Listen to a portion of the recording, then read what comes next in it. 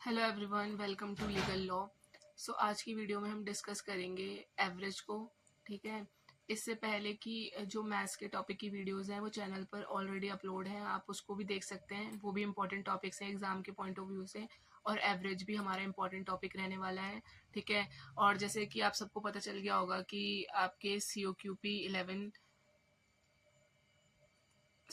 11 की जो exam date है वो आ चुकी है। 8 मार्च को होने वाले एग्ज़ाम। ठीक है, तो अब आपके पास 19 या 20 डेज बचे हैं, उसी में आपको अपना सब कुछ कवर करना है। ठीक है, तो पहले मेरा एडवाइस आपको ये रहेगा कि आप जितना अभी तक पढ़ चुके हैं ना, पहले आप उनको रिवाइज कर लो, और उसके बाद जो आपके टॉपिक्स रह रहे हैं फिर उनको करना शुरू करो। ठीक है, क्योंकि अब टाइम कम है और आपको इसी इसी स्ट्रेटेजी के साथ चलना चाहिए। क्योंकि अगर आप न्यू न्यू टॉपिक पे फोकस करोगे और पहले वाला रिवाइज नहीं करोगे तो उसका कोई फ़ायदा नहीं है। इसीलिए पहले रिवीजन कर लो, उसके बाद न्यू टॉपिक्स को कवर कर लो। ठीक है, तो अब मैं ट्राई करूँगी कि आपको एक दिन में दो दो चैप्टर की वीडियोस मिले, और अगर पॉसिबल हुआ तो 3 भी अपलोड कर दूँगी मैं, लेकिन देखना आपका काम है। ठीक है, और काफ़ी जल्दी मैं मैथ्स के टॉपिक को कवर करने का ट्राई करूँगी। तो आज एवरेज से स्टार्ट करते हैं, जो कि एग्ज़ाम में इम्पोर्टेंट चैप्टर है। तो आप सबको पता होगा, एवरेज का एक फॉर्मूला होता है, सम ऑफ टर्म्स अपॉन में नंबर ऑफ टर्म्स। ठीक है, ये एकदम बेसिक फॉर्मूला होता है एवरेज का। अगर कोई भी बेसिक क्वेश्चन आए तो इससे वो सॉल्व हो सकता है। तो इसको आप एक बार देख लेना। और अभी तक हमारे जितने चैप्टर्स हुए हैं उनमें जो भी फॉर्मूलाज हमने डिस्कस करे हैं ना, आप एक काम करना, एक एक पेज लेना और उसमें हर चैप्टर के हिसाब से उनके फॉर्मूला को लिख लेना, क्योंकि लास्ट टाइम रिवीजन के लिए आपको वो काफ़ी हेल्पफुल रहेगा। नहीं तो एक एक करके आपको पेज पलट के देखना पड़ेगा, तो उससे बहुत कन्फ्यूजन क्रिएट होती है। तो ये सब एक पेज पे एक साथ लिख लेना। तो इस पे हम एक क्वेश्चन डिस्कस करते हैं कि ये फॉर्मूला कैसे यूज़ होता है। अब हमारी कुछ डिजिट दी है 2, 3, 10, 12 और 3। इसका हमें एवरेज निकालना है, तो ये हम कैसे निकालेंगे? तो इस फॉर्मूले के यूज़ से पहले हम इन टर्म्स का सम कर लेंगे। तो इनका सम कर लेंगे हम। इनका सम क्या आएगा? 30। और नंबर ऑफ टर्म्स का मतलब है कि कितनी टर्म्स हैं। तो 1, 2, 3, 4, 5 टर्म्स हैं ये। तो अब इनको काट देंगे तो हमारा आंसर आ जाएगा 6। तो इन पूरी जो डिजिट्स का जो एवरेज निकला है वो 6 निकला है। तो ये हमारा एवरेज आ गया। अगर ऐसे नॉर्मल सिंपल क्वेश्चन आए तो आप इस फॉर्मूला के साथ उसे सॉल्व कर सकते हैं। ठीक है, और हमेशा याद रखना, जो एवरेज होता है ना वो फर्स्ट और लास्ट डिजिट के बीच का कुछ भी होता है। ना वो सबसे बड़ी डिजिट से ज़्यादा होगा, ना वो सबसे छोटी डिजिट से कम होगा। लाइक इसमें जो सबसे छोटी डिजिट है वो 2 है और सबसे बड़ी है 12 है। तो जो एवरेज आएगा ना वो 2 और 12 के बीच का ही आएगा, ना वो 2 से कम होगा ना वो 12 से ज़्यादा होगा। तो ये याद रखना, क्योंकि एमसीक्यू टाइप पेपर है, तो कुछ ऑप्शंस ऐसे ही एलिमिनेट भी हो जाएंगे। अगर आपको कोई चीज़ बड़ी से ज़्यादा दी होगी या छोटी से कम दी होगी तो वो ऑलरेडी एलिमिनेट हो जाएगी। अब नेक्स्ट टाइप इसका डिस्कस करते हैं हम। देखो, अभी हमारा एक क्वेश्चन है, ये सेम पिछले वाले फॉर्मूला से ही सॉल्व होगा, बस इसमें डिफरेंस क्या है, हम पहले एवरेज निकाल रहे थे और इसमें हमें एवरेज गिवन है, हमें एक्स की वैल्यू निकालनी है। ठीक है, तो हमारा क्या वो था, सम ऑफ टर्म्स अपॉन में नंबर ऑफ टर्म्स। तो 18, 22, 12 और 28 का जो सम होगा, देखो, तो 18, 22, 12, 28 और x। अब इनका नंबर ऑफ टर्म कितना होगा? 1, 2, 3, 4, 5। नंबर ऑफ टर्म 5 है। इनका सम होगा हमारा 80। अब x की हमें वैल्यू नहीं पता, तो x एज इट इज आ जाएगा, अपॉन में 5 आएगा। और ये हमारा फॉर्मूला है, एवरेज की वैल्यू में गिवन थी, वो आ गई 20। तो अब इनकी क्रॉस मल्टीप्लाई हो जाएगी। ठीक है, तो ये हो जाएगा 80 प्लस एक्स, और ये 100 हो जाएगा। एक्स 100 माइनस 80 कितना होगा? 20। तो यहाँ पे हमारी जो एक्स की वैल्यू आएगी वो 20 आएगी। तो ये हमारा आंसर है। ठीक है, ऐसे सॉल्व होगा ये क्वेश्चन। इसकी आप प्रैक्टिस कर लेना, जो क्वेश्चन मैं यहाँ पे करा रही हूँ उसको आप खुद करके देखना पहले। और ये कुछ क्वेश्चन आपकी प्रैक्टिस के लिए हैं, जैसे मैंने पहले कराया था उसी तरह ये भी सॉल्व होंगे, जिसमें ये नंबर्स दे रखे हैं, एक्स की वैल्यू निकालनी है और एवरेज दे रखा है। ठीक है। तो जो मैंने आपको फॉर्मूला लिखवाया था उसी के यूज़ से ये सॉल्व होंगे। तो इसको करके आंसर बता देना कि क्या आ रहा है, अगर कोई डाउट हो तो रीचेक कर लेना, ठीक है। तो अब जो नेक्स्ट है हमारा वो एक और फॉर्मूला है जिसमें हम सम निकाल सकते हैं। जब हमें एवरेज और नंबर ऑफ टर्म्स दिए हों उससे हम सम निकाल सकते हैं। तो क्या फॉर्मूला है, सम इक्वल्स में average into number of terms. तो जो एवरेज निकालने का फॉर्मूला था सम ऑफ टर्म्स और नंबर ऑफ टर्म्स, और ये दोनों याद करना, ठीक है। बाकी इसमें कुछ ऐसा याद करने जैसा नहीं है, ये उसी फॉर्मूला से बना है, ठीक है। जैसे हमने उस टाइम देखा था एवरेज इक्वल है सम ऑफ टर्म्स अपॉन में नंबर ऑफ टर्म्स। तो देखो यहाँ पे सम को इधर ही रहने दिया और एवरेज इनटू में नंबर ऑफ टर्म्स हो गया। तो उसी फॉर्मूला से ये फॉर्मूला क्रिएट किया गया है, ठीक है। तो आप एक भी याद रखोगे और इसको ऐसे देख लोगे कि हाँ ऐसा भी कुछ होता है, तो आप आराम से इस चीज़ को याद रख सकोगे। फिर इस पे हम एक क्वेश्चन डिस्कस कर लेते हैं जो कि एग्जाम्स में काफ़ी आता है, तो वो देखते हैं हम।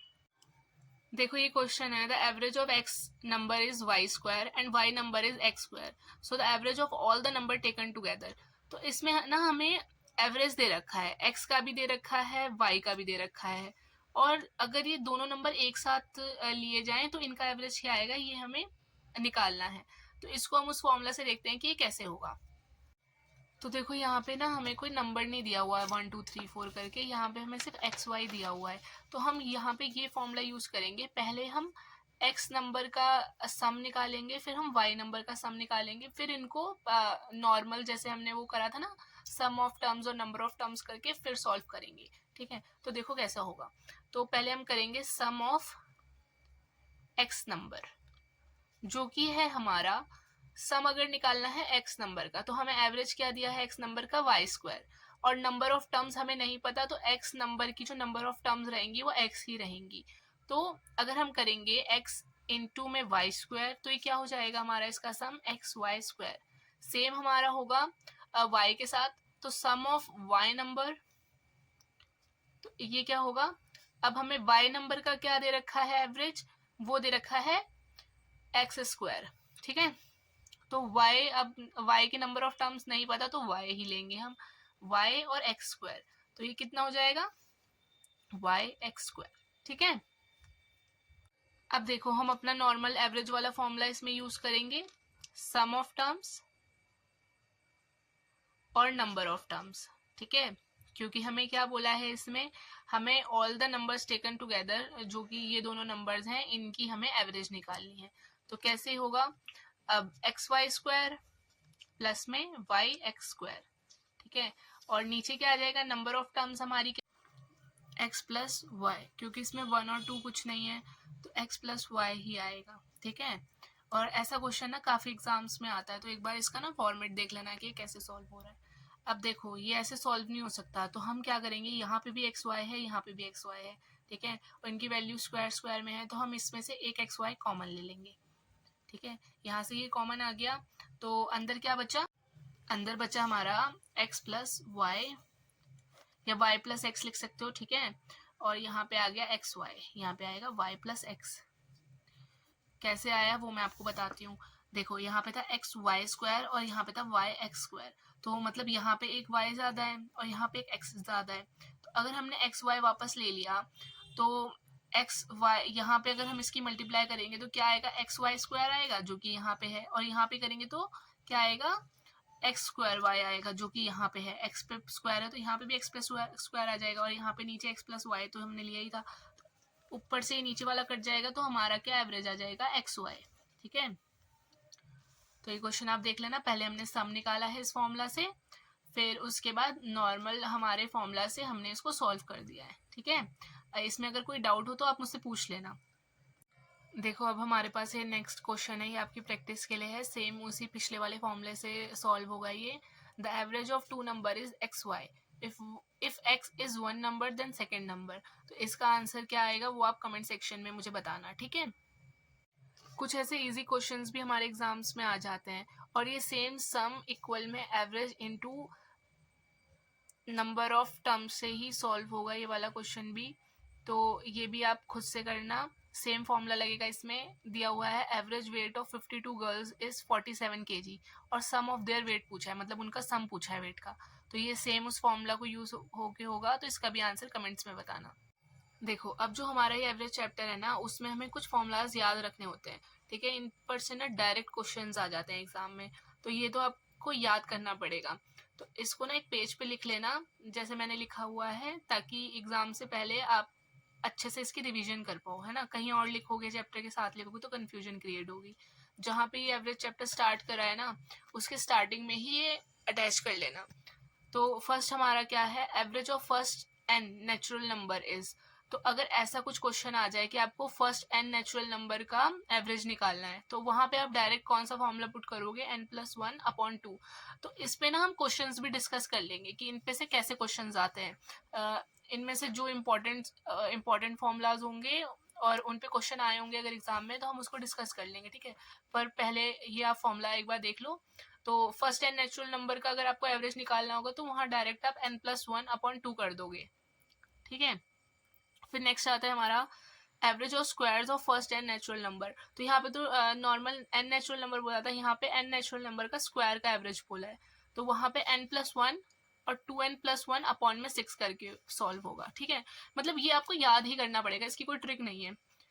फिर है, अगर आपको ऊपर स्क्वायर हमने डिस्कस करा, यहाँ पे अगर क्यूब बोले, तो उसका ये फॉर्मूला है n+1/2 और अपॉन में n और फिर इसका होल स्क्वायर, ठीक है। होल स्क्वायर किसका है, इस ऊपर वाली उसका, नीचे के n का कोई स्क्वायर नहीं है। फिर इसमें से देखो, इसमें से ना आप ये फर्स्ट वाला एकदम याद करना, फर्स्ट वाला इंपॉर्टेंट है, इस पे से क्वेश्चंस आते हैं, और स्क्वायर वाला भी याद रख लेना, ठीक है। फिर क्यूब वाला नहीं भी करोगे तो चल जाएगा। फिर हमारा नेक्स्ट आता है average of first n even natural number.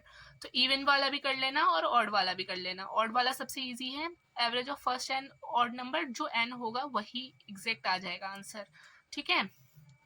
फिर हम इसमें कुछ क्वेश्चन डिस्कस कर लेते हैं कि कैसे आते हैं।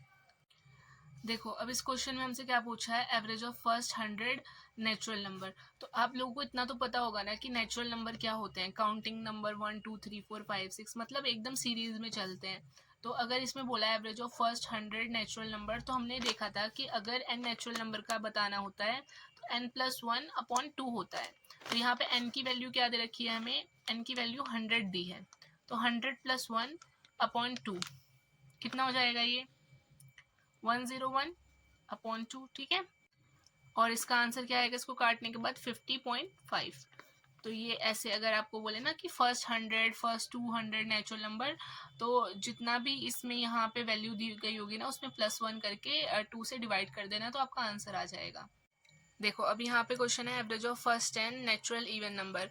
तो हमने इवन नंबर का क्या देखा था कि n+1 कर देंगे तो हमारा आंसर आ जाएगा। अब इसमें फर्स्ट 10 नेचुरल इवन नंबर बोला है, तो मतलब 1 से लेकर 10 तक के सारे उनका एवरेज निकालना है। तो n+1 करेंगे तो 10+1 इसका आंसर 11 हो जाएगा, ठीक है। इसको तो शायद सॉल्व करने की भी जरूरत नहीं थी। तो ऐसे इस पे से क्वेश्चन आ सकते हैं आपके। अब ये क्वेश्चन है average of square of first 7 natural number.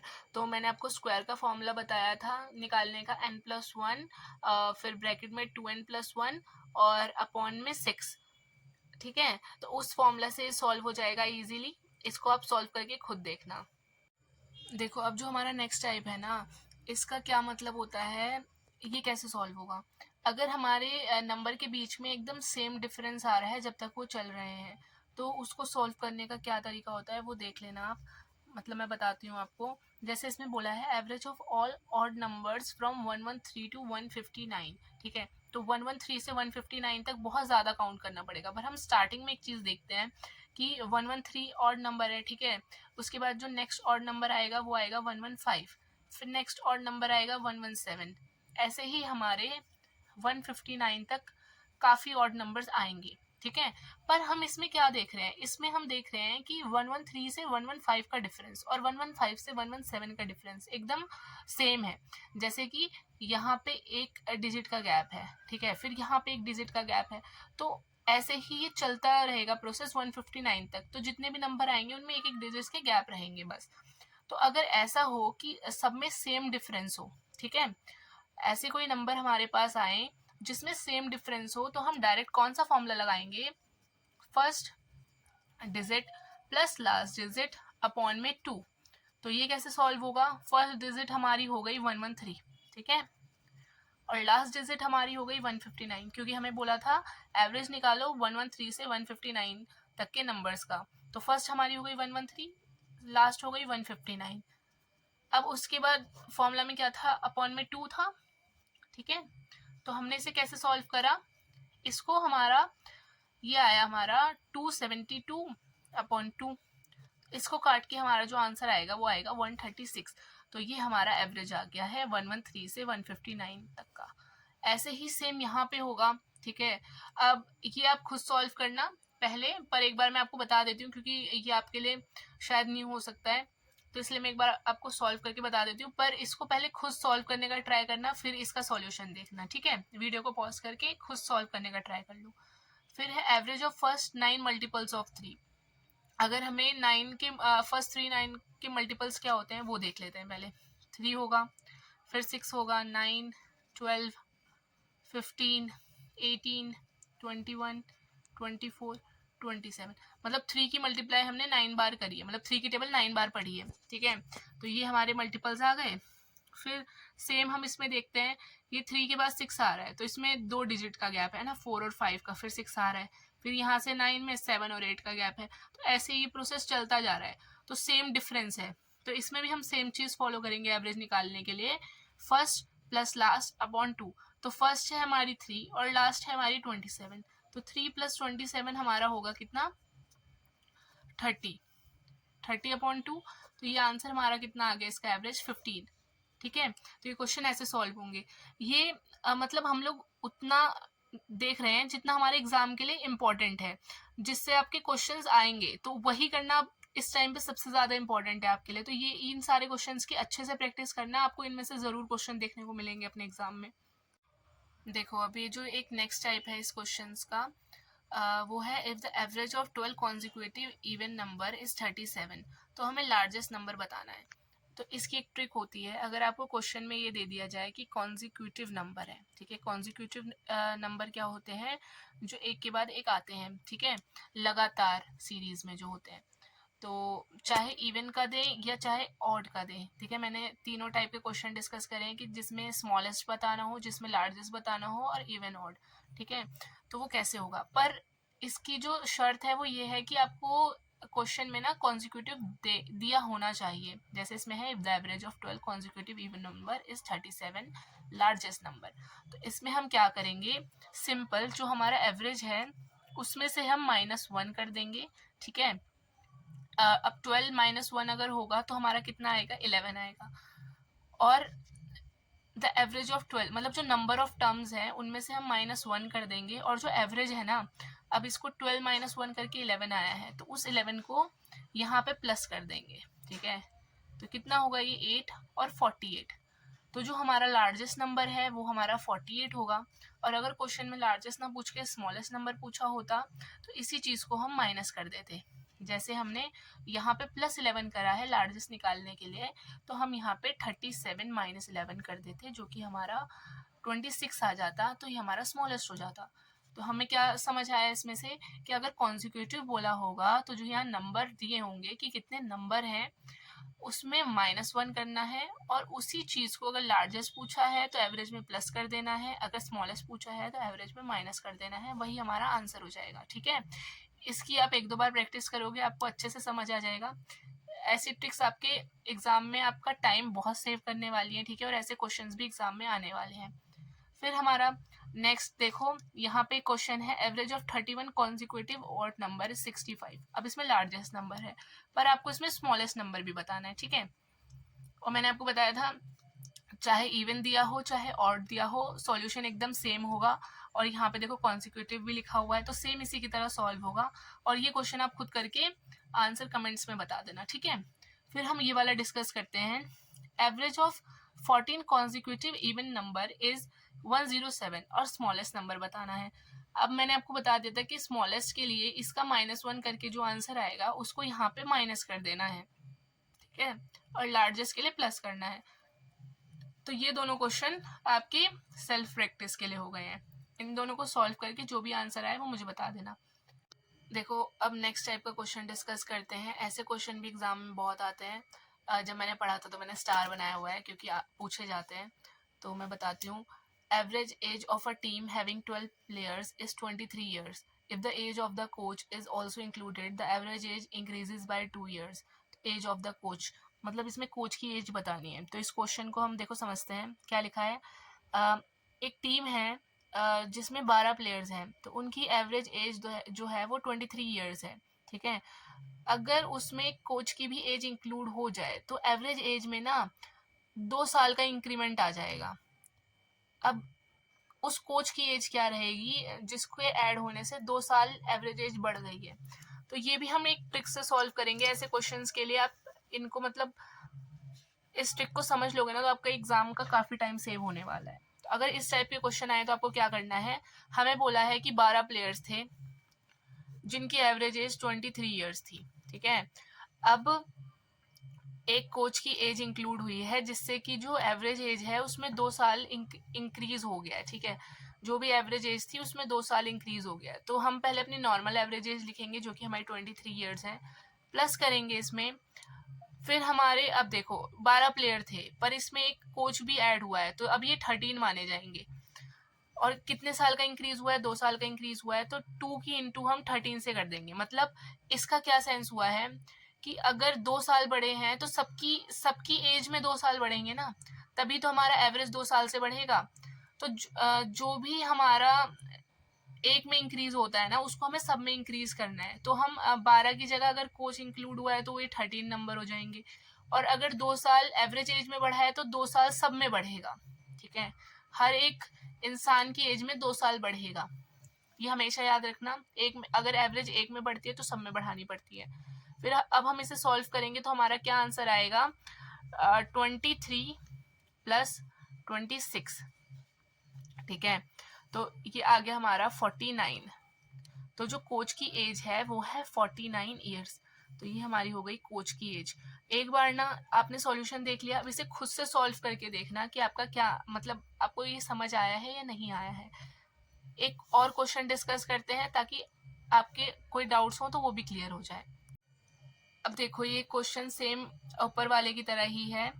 एक सेकंड में इसको हटा देती हूँ ताकि आपको ये कंफ्यूजन ना हो। तो देखो यहाँ क्वेश्चन में दिया है average weight of a class of 30 student is 40 kg। If the weight of a teacher is included the average as become 41 kg। तो टीचर का वेट बताओ। तो आपको ये समझ आया होगा कि एवरेज वेट जो 30 स्टूडेंट की क्लास का है वो 40 kg है। पर अगर उसमें एक टीचर का वेट इंक्लूड कर दिया जाए तो एवरेज एज जो हो जाएगा वो 41 kg हो जाएगा। अब आप देख सकते हो यहाँ से डिफरेंस कि यहाँ पे 40 kg था पर टीचर के वेट को इंक्लूड करने के बाद यहाँ पे 41 kg हो गया है। ठीक है। तो कितना बढ़ा है 1 किलो बढ़ा है। तो हम इसको सॉल्व करते हैं सेम ऊपर वाले की तरह सॉल्व होगा। 30 स्टूडेंट्स का जो एवरेज एज है वो है हमारा 40 kg। और अगर अब हम देखेंगे अगर हम टीचर को इंक्लूड कर लेंगे 30 में, अगर एक टीचर इंक्लूड हुई तो क्या हो गया 31 हो गया। तो हमारा पहला एवरेज जो था वो हमारा 40 kg एवरेज था। उसमें हमारा क्या 1 किलो ऐड हुआ है ना, मतलब पहले 40 था तो और टीचर के आने से 1 किलो बढ़ गया है। तो अब जो हमारा ये 1 kg है वो हम सब में बढ़ाएंगे। तो यहाँ पे 30 स्टूडेंट्स से अब जो टीचर इंक्लूड हुई तो ये 31 हो गए। तो 31 जितने भी लोग हैं ना उन सब में 1-1 किलो ऐड होगा। तो ये सब हमारा हमारी एक्चुअल एवरेज में प्लस हो जाएगा। ठीक है। तो अभी हमारा क्या आंसर आएगा 40 प्लस 31। ये हमारा हुआ 71। तो हमारी जो टीचर की एज है वो है हमारी 71 ईयर्स। आई होप आपको ये क्वेश्चन समझ आए होंगे। ये दोनों क्वेश्चन आप खुद से भी एक बार प्रैक्टिस करके देखना। ठीक है। और ये एक बार आपको फॉर्मेट समझ आ जाएगा तो आपको एग्जाम में काफ़ी हेल्प होगी। देखो मैं आपको ऊपर क्वेश्चन में क्या समझाना चाह रही थी कि अगर एक चीज़ में चेंज होता है तो वही चेंज एवरेज में भी होता है। उस पर एक क्वेश्चन है जो कि एग्जाम में आया हुआ था। तो इसको हम ऐसे डिस्कस करते हैं। The average of 10 number is 7 if each number is multiply by 12 then average of new set of number will be. तो मतलब 10 नंबर का जो एवरेज है वो 7 था। ठीक है। अगर हर एक नंबर को हमने 12 से मल्टीप्लाई करा है तो अब जो न्यू एवरेज आएगा 12 से मल्टीप्लाई करने के बाद वो क्या आएगा।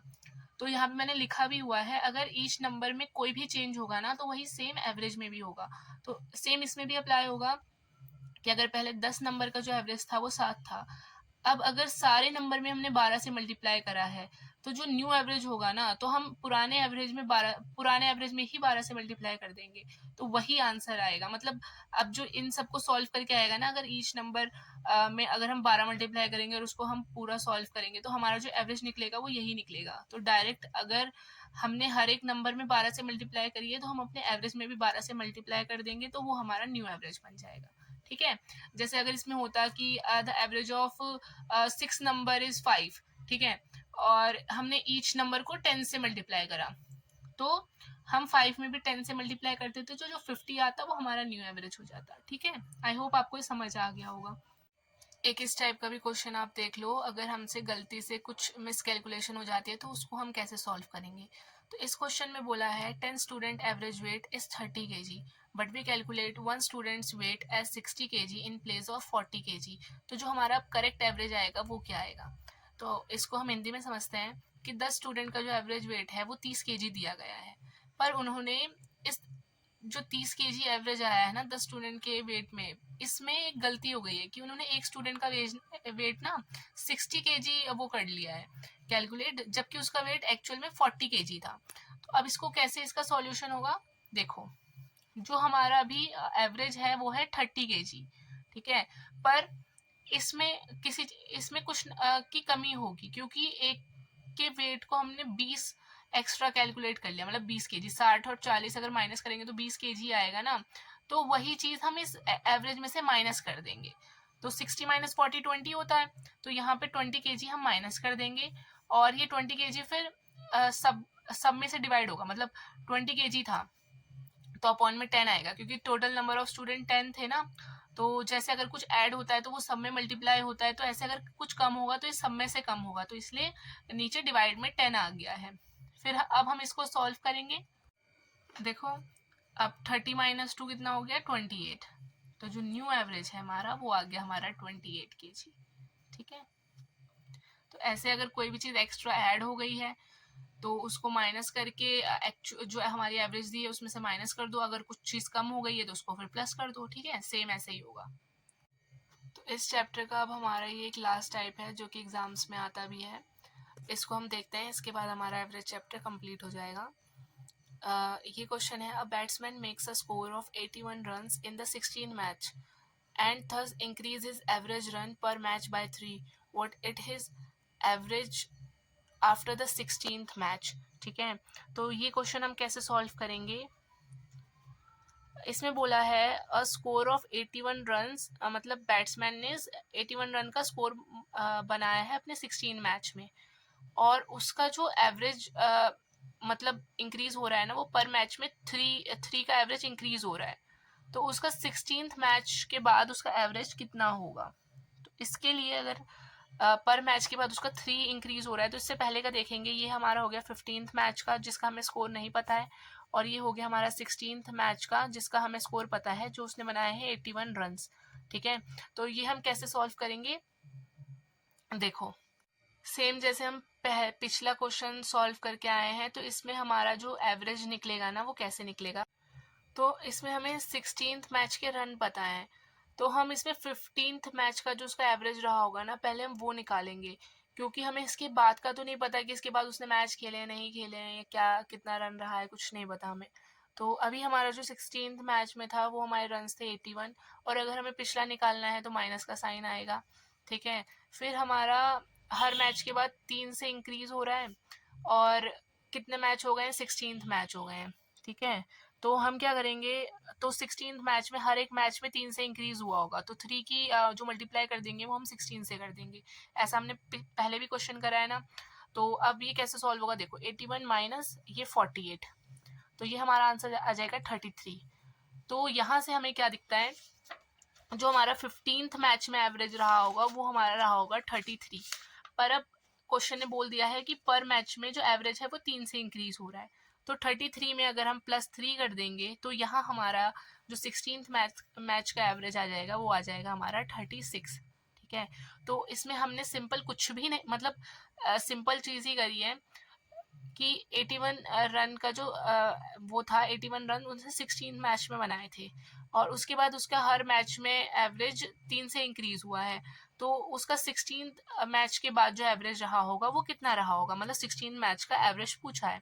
तो जो हमें रन दिए हुए थे उसको हमने माइनस कर दिया, जो 3 से इंक्रीज हुआ था उसमें 16 की इंटू कर दी, ठीक है। फिर ये हमारा आंसर आ गया। तो ये जो आंसर आता है वो इससे पिछले वाले का आता है, फिर उसमें जितना इंक्रीज हो रहा है वो प्लस कर देना है, और ये हमारा प्लस करने के बाद जो हमारा आंसर आएगा वो एक्चुअल आंसर आ जाएगा कि इतना एवरेज रहेगा। एवरेज में प्लस कर दिया तो अभी का एवरेज आ गया। 2 क्वेश्चन मैं आपको आपकी प्रैक्टिस के लिए दे देती हूँ, उसको सॉल्व करना, ठीक है। आपको और अच्छे से कॉन्सेप्ट समझ आ जाएगा। मतलब देखो, अगर इसमें 16th मैच बोला है तो इससे एक पहले मैच का एवरेज निकाल लो, 17th बोला होता तो 16th का निकाल लेते, और जो रन दिए हैं उसमें ऐसे करके सॉल्व हो जाएगा, ठीक है। देखो, इसी की तरह पिछले वाले की तरह ही ये क्वेश्चन है आपकी प्रैक्टिस के लिए। Batsman made certain average of run in 16 innings, he made 85 run in his 17 inning, thereafter his average run increase by 3 run, average run after 17th inning.